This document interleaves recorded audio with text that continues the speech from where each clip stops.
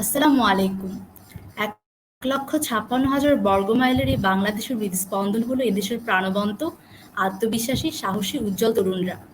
তরুণদের উপর একটি জাতির ভবিষ্যৎ নির্ভরশীল। কারণ তরুণরা স্বপ্ন দেখে, দেশকে, দেশের মানুষকে স্বপ্ন দেখায়। আর তাই তরুণদের ঘিরে সাজানো হয়েছে আমাদের এই অনুষ্ঠান। আজকের তারুণ্যের ৩৮তম এপিসোডে আমি সুমাইয়া সাজেদা এবং সুলতানা আখিনু আপনাদের সবাইকে জানাচ্ছি স্বাগতম, অনেক অনেক শুভেচ্ছা। আশা করি সবাই ভালো আছেন। আজকের তারুণ্যে আমরা মূলত কথা বলি তরুণদের নিয়ে, তরুণদের সাফল্য, সমাজ ও দেশের জন্য তাদের অবদান, তাদের ভবিষ্যৎ পরিকল্পনা ইত্যাদি নিয়ে। অনুষ্ঠানটির পার্টনার হিসেবে থাকছে ন্যাক Nation, Jagoron 71, E business and entrepreneurship club Jahangirnagar University, Green University textile club, Uddokta হাট।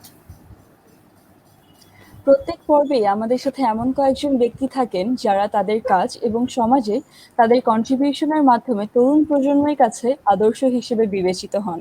আমাদের সাথে আজকে রয়েছেন Shah Paran, founder, CEO at Handy Mama, a US State Department Fellow and the Founders Institute alumni।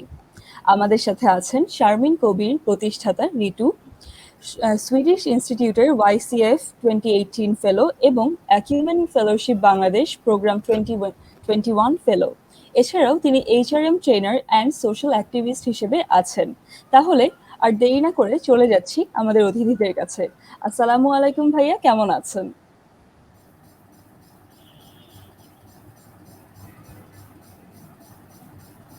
ওয়ালাইকুম আসসালাম।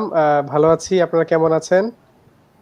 জি এই ভাই, তো ভাইয়া, আলহামদুলিল্লাহ। Thank you for joining. আসসালামু আলাইকুম আপু, কেমন আছেন?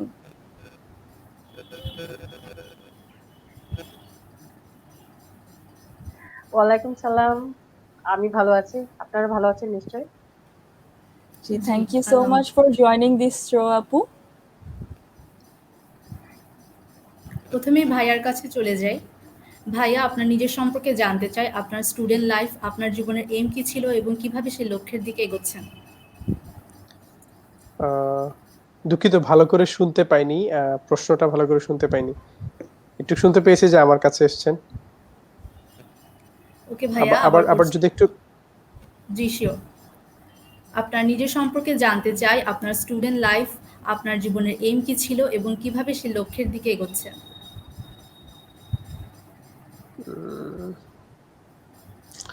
খুবই খুবই ভেঙে ভেঙে আসছে, খুবই দুঃখিত, শুনতে পাচ্ছি না আমি এখনো। আচ্ছা, আমি তাহলে আপনাকে আবার কোয়েশ্চেনটা রিপিট করি ভাইয়া। আপনার স্টুডেন্ট লাইফ, আপনার জীবনের এম কি ছিল, কিভাবে শুরুটা হয়েছে, এটা যদি বলতেন আমাদেরকে। আচ্ছা আচ্ছা, এবার শুনতে পেয়েছি, ধন্যবাদ ধন্যবাদ। সো আমার আসলে স্টুডেন্ট লাইফে এইম কিভাবে শুরু হয়েছে, আসলে ছোটবেলায় তো আসলে ওইরকম স্পেসিফিক একেবারে যে বড় হয়ে এন্টারপ্রেনার হব এরকম কোনো এইম ছিল না। যখন স্কুলে পড়ি তখন হয়তো একটা ইয়ে ছিল যে লক্ষ্য ছিল যে আমি লাইক কি বলে ফাইন্যান্স নিয়ে পড়াশোনা করব। এফসিএ টাইপের এরকম কিছু একটা হবো। তখন যদিও ভালো করে বুঝতাম না এফসিএ কি জিনিস। তো এটা স্কুল পর্যন্ত, লাইক যখন 9-10 এরকম পড়ি তখন আসলে স্পেসিফিক খুব ছোটবেলা থেকে যে কোনো একটা স্ট্রাকচার্ড কোনো একটা এইম নিয়ে বড় হয়েছে তা কিন্তু না। যথেষ্ট ফ্রিডম ছিল, চিন্তা করার ফ্রিডম ছিল। ওরকম খুব মাথায় ছিল না যে না বড় হয়ে এন্টারপ্রেনার হব। তো যখন স্কুল থেকে কলেজে যাই, কলেজে গিয়েও আসলে ওরকম মাথা ছিল না যে এন্টারপ্রেনার হব। কলেজে আমি কম্পিউটার সায়েন্স পড়েছি, তখন একটা ইচ্ছে ছিল যে না কম্পিউটার সায়েন্স মানে সফটওয়্যার ইঞ্জিনিয়ার, প্রোগ্রামিং ওসব নিয়ে কাজ করব। কিন্তু যখন আস্তে আস্তে আরো বড় হই, যখন বাস্তবতা দেখি, জীবন দেখি, মানুষের সাথে মিশি, যখন আরো একটু বুঝতে শিখি, তখন আসলে আস্তে আস্তে মনে হয়েছে যে না একটু মিনিংফুল কিছু করতে হবে, বড় কিছু করতে হবে, মানুষের জন্য কিছু করতে হবে। আর এটা করার জন্য একটা খুব সুইটেবল একটা মাধ্যম হচ্ছে এন্টারপ্রেনারশিপ। এবং কি এন্টারপ্রেনাররা আমি যখন দেখলাম সারা দুনিয়ায় যত গ্রেট বড় বড় যেই অর্গানাইজেশন গুলো আছে, তারা তাদের এই উদ্যোক্তারাই আসলে দুনিয়াটা চেঞ্জ করছে। এটা আপনি টেক ওয়ার্ল্ডের দিকে তাকালেও যদি দেখি আমরা এন্টারপ্রেনারদের, যে কোনো ইন্ডাস্ট্রিতে আমরা তাকাই, এন্টারপ্রেনাররাই আসলে টেকনিক্যালি প্র্যাকটিক্যালি আসলে সারা দুনিয়ায় খুব পজিটিভ চেঞ্জ নিয়ে আসছে। সো এর পরবর্তীতে আসলে ওই আন্ডারস্ট্যান্ডিং থেকে আসলে উদ্যোক্তা হওয়ার দিকে আসলে স্টার্ট করি আর কি। সো এটুক ছিল মোটামুটি আমার। ধন্যবাদ ভাইয়া, খুবই চমৎকার। আসলে একজন এন্টারপ্রেনার হলে সমাজে খুব বড় একটা ইম্প্যাক্ট রাখা যায়। এরপর আপুর কাছে চলে যাব। আপুর কাছেও একই প্রশ্ন রাখছি। আপনার নিজের সম্পর্কে জানতে চাই, আপনার স্টুডেন্ট লাইফ জীবনের এম কি ছিল এবং কিভাবে সেই লক্ষ্যের দিকে এগোচ্ছেন? ওকে, থ্যাংক ইউ দাদা। আমার আহ, আমার হোম ডিস্ট্রিক্ট হচ্ছে কিশোরগঞ্জ। ওখানেই আমার ইন্টারমিডিয়েট পর্যন্ত পড়াশোনা। তারপর আমি ঢাকা ইসলামিয়া ইউনিভার্সিটি থেকে অনার্স মাস্টার্স কমপ্লিট করি। আর এইম এর ক্ষেত্রে আম, মানে ছোট সময় যেরকম বলতো যে মানে বইতে যেরকম পড়তাম যে তোমার এম ইন লাইফ, বা সবাই যেরকম গদবাঁধা ভাবে বলতো যে আমি ডাক্তার হবো, ইঞ্জিনিয়ার হবো, টিচার হবো। তো ওইরকম আসলে জাস্ট লেখার জন্য পরীক্ষায় হয়তো লিখতাম, বা কেউ যদি র্যান্ডম কোনো গেস্ট এসে ক্লাসরুমে জিজ্ঞেস করতো ছোট সময় যে কি হতে চাও, তখন একটা র্যান্ডম অ্যান্সার দিতাম। তখন আসলে কোনো কনস্ট্রাকটিভ আইডিয়া ছিল না যে আসলে কি হতে চাই। বাট যেটা ফিল করতাম যে ইংলিশের প্রতি একটু দুর্বলতা ছিল, যে কারণে হয়তো অনার্সটা ইংলিশ লিঙ্গুইস্টিক্সে পড়া, মাস্টার্সটাও আমার টিচিং লার্নিং রিলেটেড। তো যাই হোক, যখন আমি মাস্টার্স শেষ করি তখন আমি একটা এনজিওতে কাজ শুরু করলাম। ইনফ্যাক্ট মাস্টার্স শেষ হওয়ার আগে থেকেই কাজ শুরু করেছিলাম। তখন ওখানে আমি দেখেছি যে অ্যাডোলেসেন্স গার্লস যারা আছে তারা কিভাবে তাদের অ্যাডোলেসেন্স যে পিরিয়ডটা, বিশেষ করে পিউবার্টি বলি, মেনস্ট্রুয়াল হাইজিন বলি, এই জিনিসটার নলেজ একদমই তাদের কম ছিল। একদমই তারা খুব ভালনারেবল হয়ে গেল। হঠাৎ করে একটা খুব চেয়ারফুল একজন মেয়ে হঠাৎ করে খুব চুপসে গেল বা স্কুলে আসছে না, বা তার রেগুলার লাইফ থেকে মিস আউট হয়ে যাচ্ছে। তো ওই যখন এনজিওতে কাজ করতে যাই তখন এই সবগুলো জিনিস আমি এক্সপেরিয়েন্স করি। আর আমার নিজের পিরিয়ড এক্সপেরিয়েন্সও খুব ভালো ছিল না। আমি বলি যে খুব ভালনারেবলই ছিল। ওই সময় কেউ সাপোর্ট করার মতো কেউ পাশে ছিল না, কোনো নলেজও আমি কারো কাছে থেকে পাইনি। তো সবগুলো মিলে আমি যখন মানে সবগুলো ডটস যখন আমি একটা জায়গায় কানেক্ট করলাম, তখন দেখলাম যে একজন মেয়ে যখন বড় হয় তখন তার যে ইনফরমেশন গুলো দরকার, সাপোর্ট গুলো দরকার, সেই সাপোর্ট গুলো আমাদের ফ্যামিলি সোসাইটি থেকে দেওয়া হয় না। এই ব্যাপারটাকে ট্যাবু হিসেবে চিন্তা করা হয়, রাইট? তো এই জিনিসগুলো চিন্তা করে তখন I felt the urge for the first time যে আমি এন্টারপ্রেনার হব। তো তখন আসলে আমি এই আইডিয়াটা নিয়ে পড়াশোনা শুরু করি, রিসার্চ করা শুরু করি, কাজ করা শুরু করি। আর এখানে বলে রাখি যে লাকিলি আমার ফ্যামিলি খুব সাপোর্টিভ ছিল এট দ্যাট টাইম। বিশেষ করে my husband right now, I had a relationship with him at that time. তো ও খুবই সাপোর্টিভ ছিল ওই সময়টায়। তো ওই বেসিক্যালি আইডিয়া স্টেজ থেকে শুরু করে কিভাবে করবো না করবো ওই জিনিসগুলো হাতে ধরে ধরে দিয়েছিল আর কি। তো এই আর কি, ওইভাবে শুরু করা। খুবই চমৎকার আপু। আচ্ছা ভাইয়া, এবার আপনার কাছে চলে যাচ্ছি। হ্যান্ডি মামার সিইও হিসেবে আপনার কাজ সম্পর্কে যদি আমাদের সাথে একটু বিস্তারিতভাবে শেয়ার করতেন।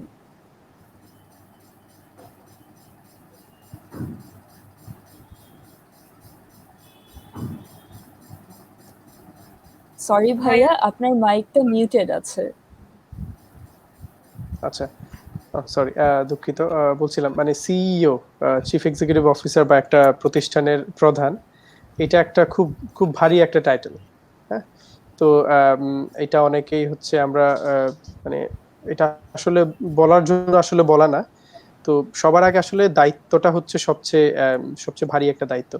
তো যখন আপনি একটা অর্গানাইজেশন রান করবেন, এটার সাথে অনেক অনেক স্টেক হোল্ডার, অনেক মানুষ জড়িত। তো প্রথমত তো অ্যাজ এ এন্টারপ্রেনার হিসেবে, ফাউন্ডার হিসেবে আমার সবার আগে দায়িত্বটা আমার এই প্রতিষ্ঠানটাকে দিনে দিনে উপরের দিকে নিয়ে যাওয়া, সাকসেসফুল করানো। তারপর এটার যে লক্ষ্য উদ্দেশ্য যেটা আছে, বিজনেসটা যেভাবে স্টার্ট হয়েছে, যে জন্য স্টার্ট হয়েছে, সেই লক্ষ্যগুলো ফুলফিল করা, মানুষের জন্য একটা প্রোডাক্ট বা একটা সলিউশন বিল্ড করা, এবং কি মানুষকে হ্যাপি রেখে সেই প্রোডাক্ট বা সার্ভিসটা মানুষকে সার্ভ করা, ডেলিভার করা। সো এর বাহিরেও হচ্ছে বিইং দ্য সিইও আরো অনেক অনেক রেসপন্সিবিলিটি আছে। মানে কাস্টমারদেরকে সার্ভ করার বাহিরেও একটা অর্গানাইজেশনে আপনার এমপ্লয়িরা থাকছে, আপনার শেয়ার হোল্ডার্স বা ইনভেস্টররা থাকছে, আপনার পার্টনাররা থাকছে। তো সবকিছু মিলিয়ে সবার যেই এক্সপেকটেশন, সবার যেই হচ্ছে যে একটা ইনভলভমেন্ট, ওটার এন্টায়ার ম্যানেজমেন্ট কিন্তু একজন সিইও কে করতে হয়। তো সেক্ষেত্রে আপনার একটা অর্গানাইজেশনের হচ্ছে এই বিজনেসটা ঠিকঠাক মতো চলছে কিনা, এটার ফাইন্যান্সিয়াল চাকাটা সচল আছে কিনা, তারপর কোম্পানির অ্যাকাউন্টে যথেষ্ট ফান্ড আছে কিনা, এমপ্লয়িরা ঠিকঠাক মতো হচ্ছে কাজ করছে কিনা, তাদের গোলগুলো অ্যাচিভ করছে কিনা, তাদের ঠিক মতো বেতনাদি পাচ্ছে কিনা। সবার আগে কাস্টমাররা ঠিকঠাক মতো তাদের সার্ভিসগুলো পাচ্ছে না, যারা হচ্ছে টাকা দিয়ে সার্ভিস বা প্রোডাক্ট অ্যাভেল করছে তারা ঠিকঠাক মতো সার্ভিসটা পাচ্ছে কিনা।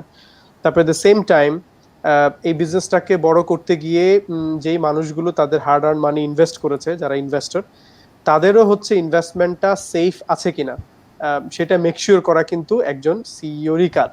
হ্যাঁ, তো বলতে গেলে ধরেন একটা গাড়ির ড্রাইভিং সিটে যখন একজন ড্রাইভার থাকে, বেসিক্যালি ওই গাড়ির যত যাত্রী আছে তাদের একেবারে নিরাপত্তা, তাদের ঠিকমতো গন্তব্যে পৌঁছে দেওয়া, তাদের সুরক্ষা সবকিছু কিন্তু ড্রাইভারের হাতেই নির্ভর করে। সো সেম একটা অর্গানাইজেশনের সিইও যে তার হাতে তার এমপ্লয়ীদের ফিউচার, তার এমপ্লয়ীদের বর্তমান সেফটি, তার ইনভেস্টরদের ইনভেস্টমেন্টের সুরক্ষা, এবং কি যে উদ্যোক্তা বা যে সিইও তার নিজের ক্যারিয়ার, তার নিজের স্বপ্ন সবকিছু কিন্তু তার উপর নির্ভর করে। তো সবকিছু মিলে সিইও হিসেবে এটা খুবই বড় একটা ভারী একটা রেসপন্সিবিলিটি, এবং এটা আসলে ইটস নট ফ্যান্সি, মানে এটা অনেক অনেক ডিফিকাল্ট একটা জার্নি, অনেক ডিফিকাল্ট একটা রোল। তো এই তো মানে সারাক্ষণ 24/7 হচ্ছে এই যে স্টেক হোল্ডার যে মানুষগুলোর কথা বললাম তাদেরকে নিয়েই থাকতে হয়, কাস্টমার, এমপ্লয়ি, ইনভেস্টার্স, এবং কি সবকিছুর বাহিরেও সব জিনিসগুলো হচ্ছে সবসময় কন্ট্রোল করতে হয়, সবকিছু ম্যানেজ করতে হয়।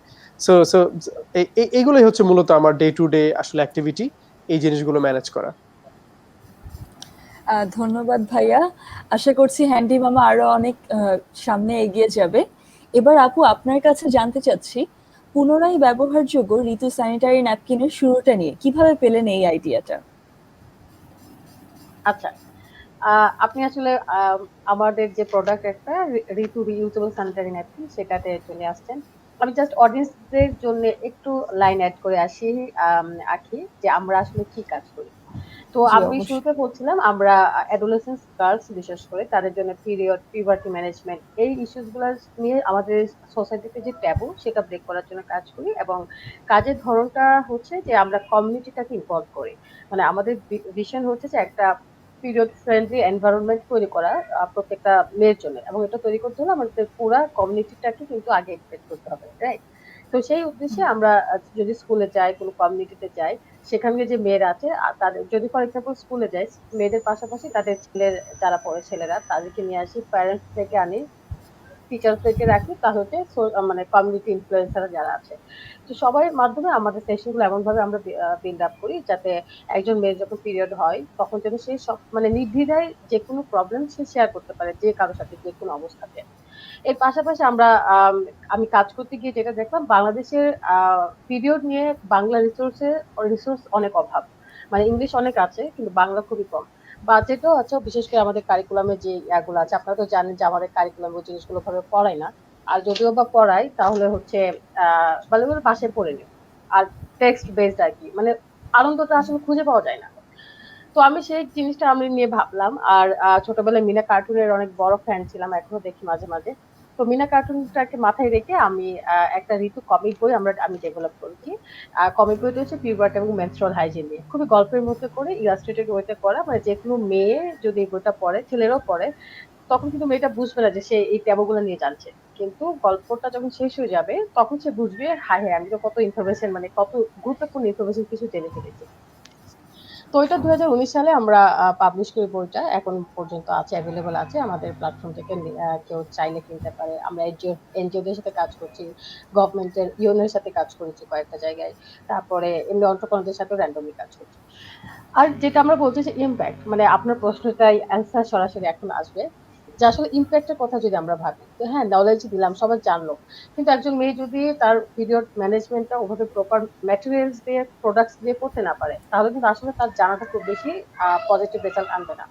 তো সেই জায়গাটায় আমরা যেটা করেছি, ঋতু রিউজেবল স্যানিটারি ন্যাপকিন নিয়ে রিসার্চ শুরু করেছি প্রায় 2018 সালের মাঝামাঝি সময়ে। আইডিয়া ছিল আগে থেকে, মাঝামাঝি সময় থেকে রিসার্চ শুরু করি। তো তখন আমি একটা অন্টারপ্রেনারশিপ একটা ট্রেনিং প্রোগ্রামে জয়েন করেছিলাম, তরু ইনস্টিটিউট থেকে ওটা করা হয়েছিল। তো ওখানে আমি মেন্টরিং, ওদের মেন্টরিং পেয়ে, ওদের কিছু গ্র্যান্ট সাপোর্ট ছিল, ওই সবগুলো পেয়ে আমি বিভিন্ন ভার্সন আমরা করেছি যে ঋতু রিউজেবল স্যানিটারি ন্যাপকিনটা আসলে কিভাবে হলে একজন মেয়ের পিরিয়ডটা আরো বেশি আনন্দদায়ক হবে, আরো বেশি মানে মজার হবে এক কথায় আর কি। তো সব থেকে বড় প্লাস পয়েন্ট ছিল আমি একজন ওমেন। তো আমি জানি যে একজন মেয়ের পিরিয়ড সময় তার কি কি ধরনের চ্যালেঞ্জেস ফেস করে, যদি বলি আমরা প্যাড নিয়ে। তো ডিসপোজেবল প্যাডে আমার নিজেরই সমস্যা হয়। যেরকম যখন আমি ইউজ করতাম ৪-৫ বছর আগে, তখন হচ্ছে আমার র‍্যাশেস হতো, চুলকানি হতো। এবং যখন আমি ব্লাডটা যখন অ্যাবজর্ব হতো, প্যাডটা অনেক ভারী হয়ে যেত। মানে আমি একদমই কমফোর্ট ফিল করতাম না। তো সেই জায়গাটায় আমি চিন্তা করলাম যদি সফট কিছু একটা প্রোডাক্ট আনতে পারি, যেটা হচ্ছে একজন মেয়ে যখন পড়বে তখন সে বুঝবে না যে সে একটা প্রোডাক্ট পরে আছে। তো সেই আইডিয়া থেকে আমি ৪-৫ টা ভার্সন আমরা টেস্ট করলাম, বানালাম। আমি নিজে গিয়ে মার্কেটে গিয়ে কাপড় আনলাম এবং বাইরের দেশে কি হচ্ছে সেটা বিভিন্ন, ইভেন আমি প্রায় ৪-৫ টা দেশ থেকে আমি প্রোডাক্টও নিয়ে এসেছি। আমার প্রোডাক্টটার আইডিয়ার জন্য এবং রিসার্চটা আরো স্ট্রং করার জন্য। তো ওই সবগুলো আইডিয়া একসাথে করে তারপর নিজে মার্কেটে গিয়ে, লোকাল মার্কেটে যে প্রোডাক্ট গুলো আছে, ইম্পোর্টেড কিছু জিনিস আছে, সেগুলো আমি একসাথে করে ৪-৫ টা ভার্সন পরে এখন যে প্যাডটা আছে সেটা আমাদের বর্তমান স্টেজে আছে। এটাও আমরা আরো কিভাবে বেটার করা যায় সেজন্য কাজ করছি। তো আইডিয়াটা ছিল এই জন্যই যে আমরা যে ইম্প্যাক্টের জন্য কাজ করি, আমি যে ভিশনের জন্য কাজ করছি, সেই ভিশনটাকে সাকসেসফুল করার জন্য আমার একটা হেলদি প্যাড লাগবে বা হেলদি এবং এনভায়রনমেন্ট ফ্রেন্ডলি, যেটা হচ্ছে আপনার টাকা কম যাবে, সেরকম একটা প্রোডাক্ট লাগবে যেটা সবাই ব্যবহার করতে পারবে। কারণ ডিসপোজেবল প্যাড প্রত্যেক মাসে কিনতে হয়। একটা মেয়ের, আপনারা জানেন যে আমাদের সোসাইটিতে এখনো প্যাড কিনতে গেলে কাগজে মুড়িয়ে দেয়। যদিও বা কেউ খালি আনে, সবাই কিরকম চোখে তাকায়। আর পাশাপাশি হচ্ছে আমরা যদি একটু মিডিল ক্লাস, লোয়ার মিডিল ক্লাসের মেয়েদের কথা চিন্তা করি, ওরা কিন্তু প্রত্যেক মাসে এফোর্ড করতে পারে না। তারপরে আমরা যে প্যাডটা ব্যবহার করি, মানে মার্কেটে যে প্যাড আছে ডিসপোজেবল প্যাড, সেটা মাটিতে মিশতে ৫০০ থেকে ৭০০ বছর লাগে। তো এই সবকিছু অ্যাডভার্সিটিস যেটা আছে সবগুলাকে আমি পজিটিভলি কিভাবে কাজে লাগানো যায় সেটা রিসার্চ করতে করতে আমার রিউজেবল স্যানিটারি ন্যাপকিনটা নিয়ে আসা, যেটা এখন ১ বছর পর্যন্ত ব্যবহার করা যাবে। পাশাপাশি হচ্ছে আম ১২ মাস পর্যন্ত ব্যবহার করা যাবে, ১২ টা পিরিয়ড সাইকেল পর্যন্ত ব্যবহার করা যাবে এবং এটা সহজে মাটিতে মিশে যাবে। হাইলি অ্যাবজর্বেন্সি আছে, কোয়ালিটি আছে আমাদের এই প্রোডাক্টটা। Thank you so much for your answer আপু। আপনি এত ইনোভেটিভ ভাবে এরকম একটা ব্যাপার নিয়ে কাজ করছেন, এটা অবশ্যই প্রশংসার দাবিদার। ধন্যবাদ। Thank you sir. আকি, এবার চলে যাব ভাইয়ার কাছে। ভাইয়া, আপনার কাছে জানতে চাইবো কিভাবে হ্যান্ডি মামা এই আইডিয়াটা আপনার কাছে আসলো? এমন কি কোনো ঘটনা আছে যেটা আপনাকে হ্যান্ডি মামা লঞ্চ করতে উৎসাহ দেয়? অফকোর্স অফকোর্স আসলে এটা একটা খুব ইন্টারেস্টিং স্টোরি। আমি আমার এক বন্ধুর সাথে 2014 সালে আরেকটা কোম্পানি স্টার্ট করি, একটা বিজনেস স্টার্ট করি 2014 সালে। তো বিজনেস স্টার্ট করতে গিয়ে আমরা যখন অফিস সেট আপ শুরু করি, তো অফিস সেট আপ করার ওই দায়িত্বটা আবার আমাদের উপর পড়ে। তো দেখা গেল যে আমরা মানে বিজনেস স্টার্ট করে কিন্তু ৬ মাসের ভিতরে আবার ওই বিজনেসটা বন্ধ করে দিতে হয়। তার মূল কারণ হচ্ছে আমরা অফিস সেট আপ করতে গিয়েই আমাদের যে পুঁজি ছিল, যে ক্যাপিটাল ছিল, তার প্রায় হচ্ছে ৫০ থেকে ৬০ ভাগ আমরা ব্যবহার করে ফেলেছি। তার কারণ হলো ওই প্রজেক্টটা মানে আমাদের অফিস সেট আপের সময় অনেক বেশি লেগেছে, অনেক বেশি টাকা খরচ হয়ে গেছে। দেখা গেল যে পরবর্তীতে ফান্ড ক্রাইসিস বা অন্যান্য আরো কিছু সমস্যার কারণে মিলে আমরা ৬ মাসের মধ্যে বিজনেসটা বন্ধ করে দিয়েছি। তো ওই যখন আমরা অফিস সেট আপটা করি তখন ইলেকট্রিশিয়ান, তারপর হচ্ছে কার্পেন্টার, পেইন্টার, এই ধরনের সার্ভিস প্রোভাইডার গুলো আমাদের দরকার ছিল। তো আমরা যখন যেটা দেখলাম যে ওই লোকগুলো হচ্ছে তারা মানে ওদেরকে খুঁজে পাওয়া, ওদের সাথে প্রাইস নেগোশিয়েট করা, কাজটা একেবারে তদারকি করে 100% ডান করা, তো সবকিছু মিলে আমাদের ২ মাসেরও বেশি সময় লেগে যায়। তো সবকিছু মিলে আমাদের এখানে অনেক বেশি মানে টাকা চলে যায়। তার কারণে আমরা খুব দ্রুত বিজনেসটা বন্ধ করে দিতে হয়। সো ওই তখন আসলে মূলত আইডিয়াটা আসে, যদি এমন কিছু থাকতো যারা আসলে আমরা নিজেরা ইনভলভ থাকবো না, অন্য কেউ আমাদের কাজগুলো করে দিবে, যাদেরকে আমরা খুব সহজে দ্রুত অ্যাক্সেস করতে পারবো, যাদের সাথে প্রাইস নিয়ে কোনো ধরনের কারো কেউ আমাকে ঠকাবে না, সময় নিয়ে আমার সাথে ডিলে করবে না বা টাইম ওয়েস্ট করবে না, এই ধরনের এই সমস্যাগুলো সমাধান করে যদি এমন কিছু থাকতো, তখন আসলে মূলত এই হ্যান্ডি মামার আইডিয়াটা আমার মাথায় আসে। এবং কি 2015 সালের দিকে আমি আসলে মার্কেট রিসার্চ করা শুরু করি, কিভাবে এই আইডিয়াটা নিয়ে কাজ শুরু করা যায়। কারণ বাংলাদেশে এরকম আর কোনো প্রতিষ্ঠান ছিল না, কিন্তু গ্লোবালি অন্যান্য দেশে দেখা গেল যে উন্নত দেশগুলোতে এই ধরনের বিজনেস তখন শুরু হচ্ছে বা ৩-৪ বছর আগে শুরু হয়েছে। তো তখন আর কি অনেক মার্কেট রিসার্চ করে ওই আইডিয়াটা নিয়ে আমি কাজ শুরু করি আর কি। চমৎকার ভাইয়া, ধন্যবাদ আমাদের সাথে শেয়ার করার জন্য। যারা টেকনোলজি নিয়ে স্টার্টআপের চিন্তা ভাবনা করছেন তারা অনেকটাই ধারণা পাবেন এই গল্পটা থেকে। এরপর চলে যাব আপুর কাছে। আপু, MHM ট্রেনার হিসেবে আপনার স্টার্টআপের ক্ষেত্রে এটা আপনাকে কিভাবে প্রভাবিত করে বলে আপনি মনে করেন? এটার এক্সপেরিয়েন্সটা যদি আমাদের সাথে শেয়ার করতেন। আচ্ছা, এমএইচএম ট্রেনার মানে menstrual health and hygiene management, আমরা যদি ভেঙে বলি, তো এটাকে সংক্ষেপে আমরা বলি এমএইচএম ট্রেনার। তো আমি কাজ শুরু করেছি 2016 সাল থেকে, এবং এখন আমাদের ট্রেনার আছে, ভলান্টিয়ার্স আছে, যারা বিভিন্ন জায়গায় গিয়ে ট্রেনিং করে। কিন্তু শুরুটা ছিল একদম আমাকে দিয়ে। একদম আমি আহ, একদম ঢাকার আশেপাশে যত জায়গা ছিল সব জায়গায় আমি নিজে গিয়ে ট্রেনিং করেছি। আর ইভেন আমি যখন প্রেগনেন্ট ছিলাম, আমার বেবি যখন আমার 7-8 মাস পেটে ছিল, আহ, তখনও কিন্তু আমি বিভিন্ন জায়গায় আমি ট্রেনিং গুলা করেছি। মানে এই ইনফরমেশনটা দেওয়ার এটাই অর্থ যে ট্রেনিং গুলোর প্রতি কতটা প্যাশনেট আমি। আর শুরুতে আমি বলছিলাম যে আমার পড়াশোনা হচ্ছে টিচিং লার্নিং ব্যাকগ্রাউন্ড থেকে, ব্র্যাক থেকে, এবং আমার কাজগুলো ছিল, প্রফেশনাল কাজগুলো যখন করেছিলাম আমার এই ফিল্ডে। তো ধরেন টিচিং লার্নিং বা ট্রেনিং বা ক্লাসরুম এনগেজমেন্ট, এই জায়গাটাই আমি বলবো যে আই এম কনফিডেন্ট। আমি জানি আসলে কিভাবে এনগেজ করতে হয়। আর যেহেতু আমার টপিকটাই এরকম যে এনগেজই করতে হবে, সো ওই জায়গাটায় আমি বেশ ভালোই করছিলাম। তো করতে করতে তখন আমার প্যাশনটা আরো বেশি স্ট্রঙ্গার হলো। তখন আস্তে আস্তে দেখলাম যে শুধুমাত্র ঋতুই তো একমাত্র অর্গানাইজেশন না বাংলাদেশে যারা এই পিরিয়ড ম্যানেজমেন্ট নিয়ে কাজ করছে, রাইট? আরো অন্যান্য অর্গানাইজেশন আছে, এনজিওস আছে, আবার অনেক ইয়াং পিপল, আপনি ইয়াং পিপল মানে বোথ মেল এন্ড ফিমেল, সবাই কিন্তু এই জায়গাটায় কাজ করার জন্য এগিয়ে আসছে। তো যখন দেখলাম যে আমি যে নলেজটা জানি বা তারা যে নলেজটা জানে, এটা যদি মিউচুয়ালি এক্সচেঞ্জ হয়, একদিকে যেরকম আমার নলেজটাও বাড়বে, অন্যদিকে আমার যে এক্সপিরিয়েন্সেস গুলো আছে বা ট্রিক্স গুলো আমি যেগুলো ফলো করি, টিপস গুলো যেগুলো আমি ফলো করি ক্লাস ট্রেনিং গুলোতে, সেগুলো যদি আমি শেয়ার করতে পারি, যারা ইয়াং বেসিক্যালি বিশেষ করে নতুন ভাবে আসছে তাদের জন্য অনেক হেল্পফুল হবে। তো সেই জায়গাটা থেকে আমি একদম ট্রেনিং গুলো শুরু করি। ইতিমধ্যে আমেরিকান করোনার খুলনা, তারপরে উচ্ছি নামে একটা অর্গানাইজেশন আছে, স্পৃহা বাংলাদেশ, আরো কিছু অর্গানাইজেশনের সাথে আমি কাজ করছি। ইভেন এরকম ইয়াং পিপলদের আমি নিচে থেকে ট্রেনিং সেশন অর্গানাইজ করে ট্রেনিং প্রোভাইড করেছি। তো এটা করতে যে আরো বেশি, মানে আমি যে ইম্প্যাক্টটা বিলিভ করি, আমি যে ভিশনটা বিলিভ করি, সেটা আরো দিন দিন বেশি আরো স্ট্রঙ্গার হচ্ছে। শুধুমাত্র আমি মানে একা কিন্তু কেউ কিছু চেঞ্জ করতে পারে না, আপনার কিন্তু immediate team, you need a group of people যারা হচ্ছে আপনার ভিশনে বিলিভ করবে বা একই ভিশনে কাজ করবে। সো আমার এই এমএচএম ট্রেনারের মাধ্যমে এই কাজগুলো আমি ছড়িয়ে দিচ্ছি, সেজন্য খুব প্রাউড ফিল হয় মাঝে মাঝে। আরেকটা জিনিস, আমি এই কোভিড-19 সিচুয়েশন থেকে শুরু করেছি। আগে তো সবসময় অফলাইন ট্রেনিংটা করতাম, অনলাইনটা আসলে ওভাবে আসলে খুব একটা চিন্তা করিনি বলি, মানে অনেস্টলি ওভাবে চিন্তা করিনি। কিন্তু যখন দেখলাম যে অ্যাডোলেসেন্স তো আছে, তাদের তো ইনফরমেশন গুলো দরকার, কিন্তু আমি তো অফলাইন করতে পারছি না, তাহলে সেই জায়গায় কি করতে পারি, সেই জায়গাটায় আমরা অনলাইন সেশন নিয়ে এসেছি। তো জানুয়ারি মাসে আমার প্রথম ব্যাচটা ছিল বয়সসন্ধি এবং পিরিয়ড নিয়ে, গল্পে গল্পে কিভাবে একজন কিশোরীকে এই ইনফরমেশন গুলো দেওয়া যায়। তো জানুয়ারিতে প্রথম ব্যাচটা ছিল, 13 জন পার্টিসিপেন্টস সারা বাংলাদেশ থেকে জয়েন করেছিল। একটা মানে জুম কলে আমরা সেশন গুলো নিয়েছি, খুবই ইন্টারেক্টিভ এনগেজিং ছিল। আমাদের ফেসবুক পেজ বা আমার টাইমলাইন দেখলে বুঝতে পারবে কতটা এনগেজিং ছিল। আর এখন রিসেন্টলি আমার সেকেন্ড কোর্সের জন্য রেজিস্ট্রেশন চলছে। এই 24 তারিখে রেজিস্ট্রেশন শেষ হয়ে যাবে। তো আমাদের যারা অডিয়েন্সেস আছেন তাদের জন্য একটু ইনফরমেশন দিয়ে দিই। তো আমাদের ঋতু পেজে ইনফরমেশন গুলো পাবেন কিভাবে রেজিস্ট্রেশন করতে হবে, আমার টাইমলাইনও আছে। তো এই আর কি। তো আমি আসলে যে কাজগুলো করছি সেগুলো মানে প্রতিদিন এনজয় করছি, এরকম না যে আমি বাধ্য হয়ে করছি, প্রতিদিন এনজয় করছি। খুবই চমৎকার আপু। যারা আমাদের শোটা দেখছেন তারা অবশ্যই ঋতু পেজটা ভিজিট করে দেখবেন এবং রেজিস্ট্রেশন প্রসেস চলছে সেটা অবশ্যই খেয়াল রাখবেন। এরপর আমি আজকে আমাদের শোয়ের পার্টনার ন্যাক নেশন থেকে দুজন এক্সিকিউটিভ মেম্বার এসেছেন। তাদের মধ্যে আমি ডেকে নিচ্ছি Jannatul Ferdous Zarin, executive of Knack nation.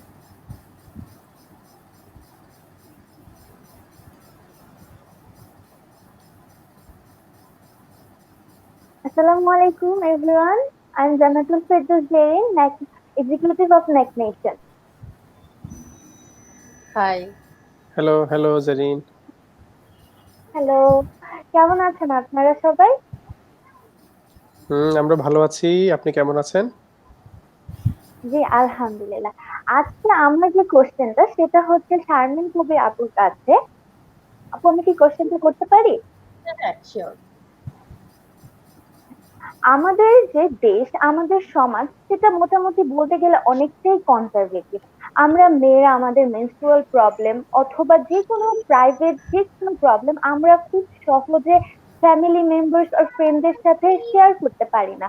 আর প্রত্যন্ত এলাকার ব্যাপারগুলো তো মেবি আরো বেশি ভয়ঙ্কর এই ব্যাপারটার ক্ষেত্রে।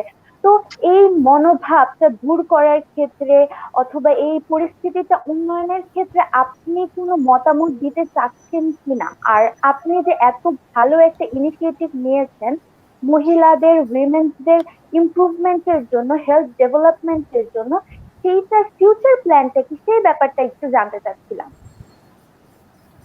থ্যাংক ইউ জারিন প্রশ্নের জন্য। আপনি যে প্রশ্নের যে প্রথম পার্টটা ছিল যে অনেকটা কনজারভেটিভ আমাদের উমেনদের হেলথ নিয়ে, আমি বলবো অনেকটা না, পুরোপুরি প্রায় সবটাই কনজারভেটিভ। একটা প্র্যাকটিক্যাল এক্সাম্পল দিই। আমাদের মুসলিম সমাজে একজন ছেলের তার যখন মুসলমানের সময় হয়, তখন তার যে একটা ফিজিক্যাল চেঞ্জেসটা, সেটা লাখ লাখ টাকা খরচ করে সবাইকে এনে প্রোগ্রাম করে সেলিব্রেট করা হয়, ফেসবুকে স্ট্যাটাস দেওয়া হয়, মানে যতভাবে সম্ভব যে মানুষকে জানানো হয় একজন ছেলে নেক্সট স্টেজে গেছে। কিন্তু সিমিলারলি একজন মেয়ের যখন পিরিয়ড হয়, আপনি চিন্তা করেন আমাদের সমাজে কি হয়। ইভেন এডুকেটেড বলেন, আপনি রুরাল এরিয়াতে বলেন, সিনারিও কিন্তু সেম, খুব একটা পার্থক্য খুব একটা নেই। তো যখন একজন মেয়ের পিরিয়ড শুরু হয়, যখন একজন পিউবার্টিতে একজন মেয়ে যখন তার ফিজিক্যাল চেঞ্জেস, তার মেন্টাল সাইকোলজিক্যাল চেঞ্জেস গুলো শুরু হয়, আমাদের সোসাইটি, আমাদের ফ্যামিলি আমাদেরকে ঘরের এক কোণে রেখে দেয় যে চুপ চুপ, এই কথা কাউকে বলবে না, এটা কাউকে শেয়ার করবে না। আর মানে এইভাবে দেখেন যে কিভাবে ডিসক্রিমিনেশন গুলো তৈরি হচ্ছে। এই জন্য বলবো যে উইমেন্স হেলথ বা মেয়েদের যে হেলথ নিয়ে এখানে কনজারভেটিভ কনজারভেটিভের যে জায়গাটা, এটা অনেক বেশি স্ট্রঙ্গার মেয়েদের জন্য। তো এই পরিস্থিতি মোকাবেলার জন্য আমার মতামত আসলে আসলে এখনো মতামত দেওয়ার মতো ওরকম স্টেজে আসেনি, এখন শুধু কাজ করে যাওয়ার মতো সময় আমাদের। তো আমি যেটা করছি, আমি চেষ্টা করছি যে আরো কিভাবে বেশি বেশি জনদের আমাদের প্ল্যাটফর্মে আনা যায়। একটু আগে আমি শেয়ার করছিলাম যে এমএচএম ট্রেনার হিসেবে আমি কিভাবে আমার যে এক্সপিরিয়েন্সটা আছে সেটা আমি কিভাবে শেয়ার করছি সবার সাথে। তো এখন আসলে সবার সাথে কাজ করে যাওয়ার সময়, সেটা আমরা করছি। আর তারপরে যদি আর কিছু বলতে হয়, সেটা আমি বলবো যে অনেক সময় আমরা বেশি মার্জিনালাইজড হয়ে যায়, যে আমরা মনে করি যে গ্রামের মেয়েরা শুধুমাত্র জানে না, গ্রামের মেয়েরা শুধুমাত্র পিউবার্টি প্রবলেমে সাফার করে। আসলে কিন্তু একদমই ভুল। আমি যেহেতু কাজ করছি 2016 সাল থেকে, তো আমি এক্সপিরিয়েন্স থেকে বলছি, শহরের মেয়েরাও ইকুয়ালি সাফার করে, শহরের মেয়েরাও ইকুয়ালি এই জিনিসগুলো লুকিয়ে রাখে, কাউকে শেয়ার করতে পারে না। একটা ছোট এক্সাম্পল দিয়ে আমি যাই, যে ঢাকার একটা প্রাইভেট ইউনিভার্সিটিতে আমি প্রায় আরো 2-3 বছর আগে একটা সেশন করতে গিয়েছিলাম। সেখানের পার্টিসিপেন্ট ছিল আপনার সেকেন্ড ইয়ারে। ওরা তো বাংলাদেশের বিভিন্ন জায়গা থেকে আসছে, সেকেন্ড ইয়ারে পড়েন ওরা। তো 25 জন মেয়ে ছিলেন আমাদের ওই সেশনে। তো যখন আমি বললাম যে ওরা পিরিয়ড কিভাবে ওরা ম্যানেজ করে, প্রোডাক্ট গুলো কিভাবে ম্যানেজ করে, আপনি শুনে অবাক হবেন যে অলমোস্ট না, ইট ওয়াজ এক্স্যাক্টলি 19টা মেয়ে বলেছে আমাকে যে তারা 2টা প্যাড দিয়ে সারাটা দিন তারা চালায়। এখন এখানে 2টা প্যাড, আমাদের মেডিকেলের ভাষায় ম্যাক্সিমাম 6 ঘন্টা বেশি আপনার প্যাড পরে রাখা যাবে না। এটা যদি পরে রাখেন, আপনার ইনফেকশনস হবে, আপনার ব্যাকটেরিয়া আপনার ভ্যাজানের মাধ্যমে আপনার ইউটেরাসে যাবে, আপনার সার্ভিক্যাল ক্যান্সার হবে, আপনার বন্ধ্যাত্বর মতো ঘটনা ঘটতে পারে। আরো অনেক ধরনের হেলথ রিস্ক তো আছে। তারপরে এই একটা জিনিস আমি খুবই অবাক হলাম। আর সেকেন্ড হচ্ছে, ওরা 2টা দিয়ে কিভাবে ম্যানেজ করে, তখন আমি যখন জানতে চাই, ওরা বললো যে ওদের আপনারা তো জানেন যে প্রাইভেট ইউনিভার্সিটির টয়লেট গুলোতে টিস্যু পাওয়া যায়। তো ওই মেয়েগুলো যেটা করে, একটা প্যাড সকালে পড়ে যায়, এই প্যাডের উপরেই টিস্যু ভাঁজ করে করে করে করে ওই প্যাডে তারা যতক্ষণ পর্যন্ত ইউনিভার্সিটিতে থাকে, ওই একটা প্যাড তারা হচ্ছে আপনার নিয়ে চলে। তো যখন ওরা আবার ইউনিভার্সিটি থেকে ব্যাক করে, তখন আবার টিস্যু ব্যাগে করে নিয়ে আসে, যাতে রাতে তারা যেন টিস্যু দিয়ে ব্যবহার করতে পারে। তো আপনি চিন্তা করেন যে আপনি শুরুতে যেটা বলছিলেন যে গ্রামাঞ্চলে হয়তো এই জিনিসটা বেশি, শহরাঞ্চলে কিন্তু অনেক বেশি ইকুয়ালি আছে এই জিনিসটা, কিন্তু আমরা অনেক সময় মার্জিনালাইজড হয়ে যাই আর কি। তো এই জায়গাটা সবাই আসলে কাজ করতে হবে, ফ্যামিলি থেকে শুরু করে, বিশেষ করে আপনাদের মতো যারা ইয়াং আছেন তাদেরকে এই অ্যাওয়ারনেস রেজ করতে হবে। আপনারা যখন বিভিন্ন সময় আমরা গ্রামের বাড়িতে যাই, বিশেষ করে বেড়াতে যাই, তখন আমি সবসময় যেটা করি, আমার নিজের বাড়ি শ্বশুর বাড়িতে গেলে আমি মেয়েদেরকে একসাথে নিয়ে বসে ওদেরকে এই জিনিসগুলো শেয়ার করি। আপনারা সেটা করতে পারেন, আপনাদের নেটওয়ার্কে যারা যারা আছে তাদেরকে এই ব্যাপারে অ্যাওয়ার করতে পারেন। ইভেন ফ্যামিলিতে যে অ্যাডোলেসেন্ট মেয়েটা আছে তাকে এই ব্যাপারে আপনারা সাপোর্ট করতে পারেন। আর একটু আগে বলছিলাম, আমার অ্যাডোলেসেন্টদের জন্য এমএচএম কোর্সের রেজিস্ট্রেশন এখন চলছে। আপনারা যদি মনে করেন যে কেউ মানে আপনার বোন বা আপনার ভাগ্নি বাকি যে আছে, যাদের আপনি জিনিসগুলো আরো সুন্দরভাবে শেয়ার করতে চান, আমাদের কোর্সে আপনারা জয়েন করাতে পারেন। জানেন। থ্যাংক ইউ সো মাচ আপু। আর আপনার ফিউচার প্ল্যান যেটা, সেটা সম্পর্কে একটু জানতে চাচ্ছিলাম। আপনি কি নিয়ে আরো কাজ করতে চান? ফিউচার প্ল্যান আসলে এখানে কাজ করার, আমি বলবো যে এখানে কাজ করার পুরা জায়গা পড়ে আছে। আম, আমি স্পেসিফিক্যালি কয়েকটা জায়গায় ফোকাস করতে চাই। একটা হচ্ছে রিসার্চের জায়গায়, বাংলাদেশে এই পিরিয়ড পিউবার্টি বা রিপ্রোডাক্টিভ হেলথ নিয়ে এসআরএসআর নিয়ে ফর্মাল রিসার্চ অনেক কম, রিসার্চ পেপার অনেক কম। তো আমি আমার পার্সোনাল প্যাশন রিসার্চে আছে। তো আমি চাই একটা ঋতু থেকে আমি একটা রিসার্চ উইং এর মধ্যে থাকবে, যেখানে ধরেন এই রিসার্চ গুলো কন্টিনিউয়াসলি চলতে থাকবে।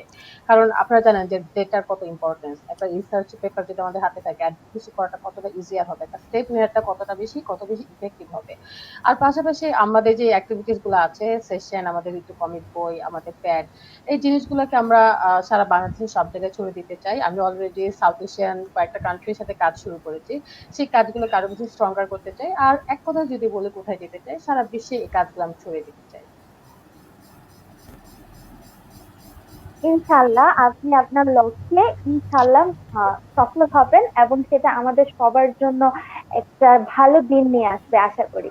Best wishes thank to you. You. Thank you everyone. আসসালামু আলাইকুম। ওয়ালাইকুম সালাম। ধন্যবাদ জারিন আপু। ওয়েলকাম। ধন্যবাদ জারিন আপুকে। এবার ডেকে নিচ্ছি নুমাইরা বিনতে কাউসার আপুকে, এক্সিকিউটিভ অফ ম্যাক নেশন, তার প্রশ্নটি করার জন্য। Good evening, everyone. I hope all of you are doing well. I am Numaira Binte Kausar. My question will be for Shahapuran Bhaiya. Bhaiya, may I ask? Yeah, sure, go on. Okay. So, Bhaiya, as you are offering a service system which is quite new and uncommon for our country or in this market, so how did you position your brand at first, and what was your targeted sector or targeted segment in this market? ওকে, ধন্যবাদ। আমি বাংলায় বলি যেহেতু অডিয়েন্সটা শুনছে। So ধন্যবাদ, খুব সুন্দর এবং ইন্টারেস্টিং একটা প্রশ্ন।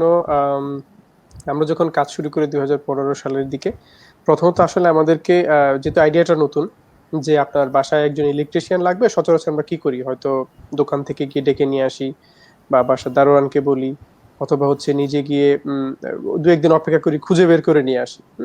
তো এটা একটা সমস্যা, যে আপনার সময় অপচয় হচ্ছে, আপনার আপনি অনেক হ্যাসেল পোহাতে হচ্ছে। তারপর দেখা গেল যে এইভাবেই তো আমরা যুগ ধরে অভ্যস্ত, এইভাবেই আমরা কাজগুলো করে আসছি।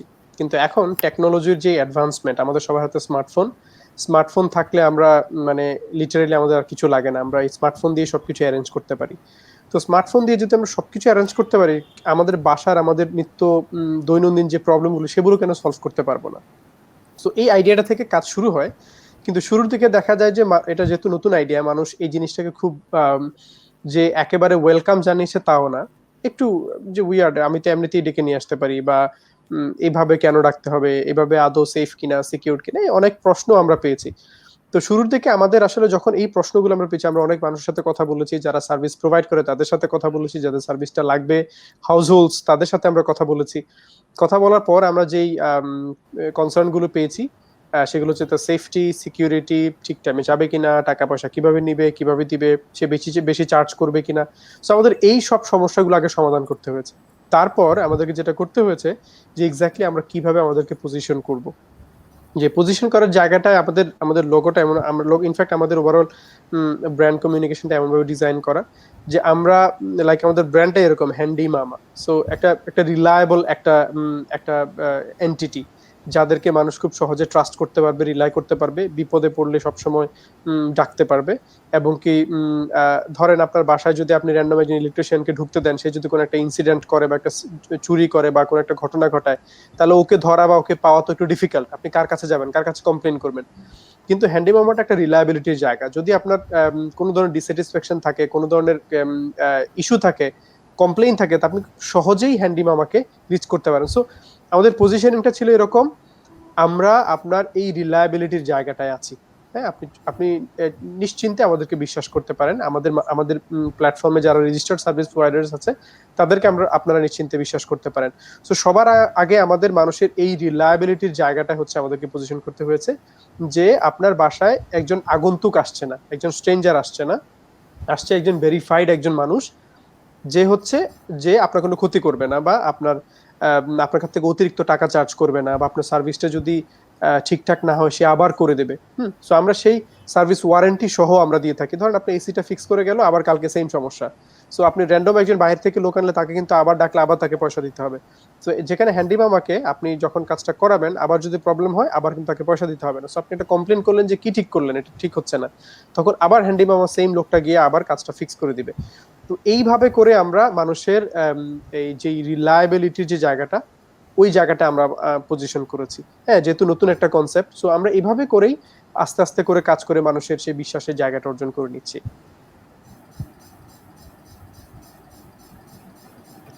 থ্যাংক ইউ সো মাচ ভাইয়া আপনার ভ্যালুয়েবল ইনসাইটস এর জন্য। আসসালামু আলাইকুম এভরিওয়ান। ধন্যবাদ ধন্যবাদ। ধন্যবাদ আপু আপনাকে আপনার প্রশ্নের জন্য। এখন আপনাদের দুজনের কাছে একটি প্রশ্ন আছে যে আপনারা দুজনেই নতুন ইনিশিয়েটিভ শুরু করেছেন, নতুন স্টার্ট আপ শুরু করেছেন। সো যারা হচ্ছে এই ধরনের নতুন কিছু শুরু করতে চাচ্ছে, হতে পারে সেটা স্টার্ট আপ, হতে পারে সেটা নতুন কোনো সোশ্যাল মুভমেন্ট বা ইনিশিয়েটিভ, সো সেটার জন্য প্রথমে কি করা লাগবে? প্রথমেই চলে যাচ্ছি আপুর কাছে। আচ্ছা, প্রশ্নটা ছিল কেউ যদি নতুন কিছু করতে চায় তাহলে কি করতে হবে? আচ্ছা, নতুন কিছু করতে হলে তো ডেফিনেটলি প্রথম আপনার যে প্যাশনটা, যে জায়গাটায় বা যেটা আপনার করতে ভালো লাগে, অবশ্যই সেই জায়গাগুলো নিয়ে যদি আপনি না জানেন যে আসলে কি করবেন, তাহলে চোখখান খোলা রাখতে হবে যে কোথায় আসলে কাজ করার জায়গা আছে। আর এমন একটা জায়গা অবশ্যই তো আপনার সিলেক্ট করবেন যেখানে আপনার কাজ করতে ভালো লাগে। তো যখন এই দুটা জিনিস ম্যাচ করে যাবে, যে একটা গ্যাপ আছে আর একটা হচ্ছে আপনার প্যাশন আছে, সেই গ্যাপ মানে কাজ করার যে এক্সিস্টিং যে প্রোডাক্টস বা সার্ভিসেস বা সোসাইটির যে গ্যাপটার জন্য আপনি কাজটা করতে চান, সেটা যখন আপনার প্যাশনের সাথে ম্যাচ করে যাবে, তখন আসলে আপনি শুরু করতে পারবেন। শুরু করলে আসলে আপনি বাকিটা জেনে যাবেন। সো এরকম না যে আপনাকে আগে ক্লাস 1 স্টার্ট করার আগে আপনাকে আগে পিএইচডি কমপ্লিট করতে হবে, এরকম না। আপনি 1টা স্টার্ট করেন, আস্তে আস্তে আপনি পিএইচডি তে পৌঁছায় যাবেন। বিভিন্ন পরান যেরকম বলছিল, আপনারা হয়তো অনেকে জানেন যে পরান আর আমরা দুজন হাজব্যান্ড ওয়াইফ। তো আমাদের ক্ষেত্রে যে সুযোগটা হয়েছে যে আমরা একজন আরেকজনের সাথে শেয়ার করতে পারি যে সে যেহেতু আমার আগে শুরু করেছে, তো আর ও যে চ্যালেঞ্জেস এর মধ্যে দিয়ে গিয়েছে, দেখা গেছে যে আমি এখন অনেক সেই ধরনের চ্যালেঞ্জ এখন আমি ফেস করছি। তো যেটা দেখা যায় যে আমি সবসময় ওর কাছ থেকে একটা কনসালটেশন নিতে পারি, বা ওরও যখন এরকম মনে হয় যে কিছু স্ট্রাগলস আছে, সে শেয়ার করে, আমি আমার ইনসাইটস দিয়ে শেয়ার করি। সো ইটস অলওয়েজ গুড যে যদি আপনারা এরকম একটা সার্কেল তৈরি করতে পারেন যাদের সাথে আপনাদের শেয়ারিং গুলা শেয়ার করতে পারবেন। এটা হতে পারে ফ্রেন্ডস বা মেন্টর বা যে কেউ হোক, যার সাথে শেয়ার করলে আসলে you will feel better, you will get some constructive feedback information. So ওই জিনিসটা থাকাটা ইম্পর্টেন্ট, আর শুরুটা আসলে করাটা সবথেকে বেশি ইম্পর্টেন্ট। শুরুটা করলে বাকিটা এমনিতে হয়ে যাবে। ধন্যবাদ আপু। এবার চলে যাচ্ছি ভাইয়ার কাছে। ভাইয়া আপনার অপিনিয়ন যদি বলতেন এই ব্যাপারে। ধন্যবাদ। না, এখানে শারমিন যেগুলো বলেছে ডেফিনেটলি এগুলোর সাথে আমি ইকো করি, আমি এগুলো এগ্রি করি যেগুলা মাথায় থাকতে হবে। এর বাইরে আমি একটা জিনিস বলবো, আসলে শুরু একটা আসলে খুব দারুণ একটা জিনিস। স্টার্ট, এটা যে কোনো কিছুর ক্ষেত্রে ইটস দ্য ফার্স্ট স্টেপ। এটা হতে পারে আপনি যে কোনো কিছু, নতুন কিছু শেখা, নতুন কোনো একটা কিছু করা, নতুন একটা ভেঞ্চার শুরু করা, বা স্টাডি করা, সবকিছুতেই মানে স্টার্টটা একটা খুব ইম্পর্টেন্ট একটা জিনিস। আচ্ছা, তো প্রশ্নটা ছিল যদি কেউ নতুন কিছু করতে চায়, নতুন কিছু বলতে ক্যারিয়ারের জায়গাটা থেকে, হয়তো আমি ক্যারিয়ার পার্সপেক্টিভ থেকে বলবো, কেউ যদি নতুন একটা বিজনেস স্টার্ট করতে চায়, যেহেতু আমি একটা একেবারে হার্ডকোর বিজনেস বিল্ড করছি, একটা ফর প্রফিট একটা বিজনেস বিল্ড করছি, আমি আমার জায়গা থেকে যদি একটু বলি, সো একটা স্টার্ট আপ যদি শুরু করতে চায় কেউ, তাহলে সবার আগে যে জিনিসটা মাথায় রাখতে হবে যে আমাদের পৃথিবীতে অসংখ্য প্রবলেম আছে। অসংখ্য প্রবলেম আছে, আমাদের হিউম্যান ম্যানকাইন্ডের অসংখ্য প্রবলেম আছে যেটা এখনো সলভ করার বাকি। আপনি এগ্রিকালচার থেকে শুরু করে, ক্লাইমেট চেঞ্জ থেকে শুরু করে, টেকনোলজিতে অনেক হেলথে, এডুকেশনে অনেক প্রবলেম সলভ করার আছে। হ্যাঁ, তো কোনো কিছু শুরু করতে হলে গদ বাঁধা কোনো কিছু শুরু না করে, যে একজন ফেসবুকে জামা কাপড় বিক্রি করছে আমিও করব, হ্যাঁ এটা একটা ব্যবসা হতে পারে, বাট সবার আগে হচ্ছে এটা কোনো সমস্যার সমাধান করছে না। হ্যাঁ, তো সবার আগে যেহেতু আমি একটা কিছু করব, একটু মিনিংফুল একটা কিছু করব, একটা সমস্যাকে ধরবো, সেই সমস্যাটা সমাধান করার চেষ্টা করব। হ্যাঁ, তো সেটা হতে পারে হেলথ সেক্টরে, সেটা হতে পারে এডুকেশন সেক্টরে, সেটা হতে পারে যে কোনো সেক্টরে হতে পারে, যেটা আপনার প্যাশনের সাথে ম্যাচ করে, যেটা শারমিন বলছিল। এখন আমি হয়তো আমার প্যাশনের সাথে যায় না, আমার পার্সোনালিটির সাথে যায় না, বা আমার টোটাল ইয়ের সাথে যায় না, এমন একটা কিছু আমি সলভ করতে গিয়ে শুরু করব, 3 দিন পর আবার দেখা যাবে যে আমি এটা হাল ছেড়ে দিব।